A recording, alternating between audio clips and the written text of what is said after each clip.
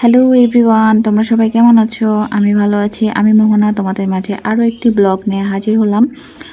আজকে ছিল লোকনাথ বাবার 136তম তিরোধান দিবস। সেই উপলক্ষে আমি আজকে উপোস ছিলাম, এর জন্য মন্দিরে গিয়েছিলাম।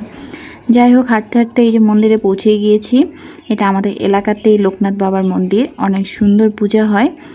আমি আসলে উপোস ছিলাম, এই জন্য গিয়েছিলাম।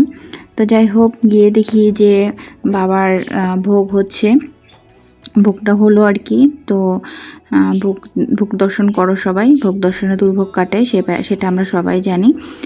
এখন আমরা দেখব বাবার আরতি। সবাই সুন্দরভাবে বাবার আরতি দর্শন করো এবং বাবার কাছে মনে মনে প্রার্থনা করো আমরা সবাই যেন অনেক ভালো থাকতে পারি এবং সুস্থ থাকতে পারি। তো যাই হোক, একে একে আরতিগুলো তোমরা দেখতে থাকো। মানে আসলে পুজো দেখতে অনেক ভালো লাগে। যাই হোক, আমি একটু লেট করে ফেলেছিলাম, তারপর আমি পুজোটা দেখতে পেরেছি, এটা সার্থক, আমার খুব ভালো লেগেছে। তো পুজো শেষ, এখন দেখো কি সুন্দরভাবে শঙ্খ বাজায়। যাই হোক, তোমরা পুরো পুজোটা দেখলাম, কেমন লাগলো সবাই জানিও। তো আমার অনেক ভালো লেগেছে। আমি আসলে প্রতি বছরই যাই, বিয়ের পর থেকে। বিয়ের আগে তো আমাদের পাবনার মন্দিরে যাইতাম, তো এখন এখানে আসার পরে আমি এই মন্দিরে যাই। আমার অনেক ভালো লাগে। ধন্যবাদ সবাইকে।